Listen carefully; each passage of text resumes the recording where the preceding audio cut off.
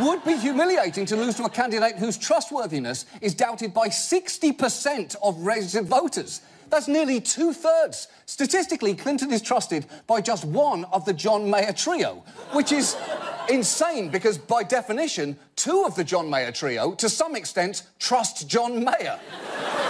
Now, the other option is Trump resets, comes from behind and wins. And I would argue that's even worse for him, because then he actually has to run the country, and that means living in government housing, conversing with fully clothed women, and travelling in a plane that doesn't even have his name on it.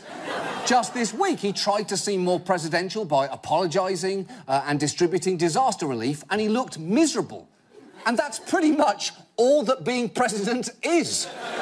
And that is why I'd actually like to address the rest of this segment directly to Donald Trump. And I know that you're watching, Donald, because you watch everything that's said about you. I'm pretty sure you sleep in a tanning bed made out of TVs playing cable news talking about you. That is an actual photo taken in an actual nightmare. It seems that you have two really bad options here. If you keep going, you're going to spend the next 11 weeks ramping up hatred in speeches, injecting poison into the American bloodstream that will take generations to remove, and denying the country the contest of ideas that a presidential campaign should actually be. And after that, you're either going to win or you're going to lose. And I think both those scenarios end pretty badly for you.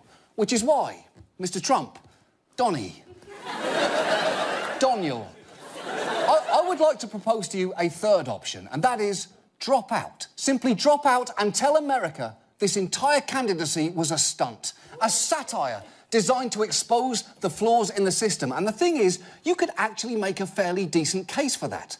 Because although your campaign was the political equivalent of a bigoted clown's blazing funeral pyre, you have accidentally made upwards of 4 good points during this campaign.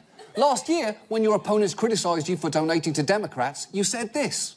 Before 2 months ago, I was a businessman. I give to everybody. When they call, I give. And you know what? When I need something from them, 2 years later, 3 years later, I call them. They are there for me. And that's a broken system. So what? You're right. Any system that requires phone calls to and from you is completely shattered. You are like the chaplain at Disney jail. If I'm talking to you at all, something has gone horribly wrong. But it is powerful hearing a candidate expose our campaign finance system so completely. Just as it was powerful to watch you expose the flaws of the media while still exploiting them. They say that I've had $2 billion worth of free airtime. The free airtime comes in some part because of the controversies that you've generated. Perhaps. Is that why you did it? Well, I guess it might be a little bit. I can't even blame you for that. You're essentially saying you seem to like dumpster fires. I'm basically a pile of oily trash and a match. Let's fucking dance.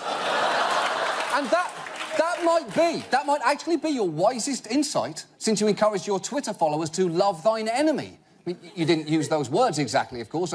What you said was, every time I speak of the haters and losers, I do so with great love and affection. They cannot help the fact that they were born fucked up.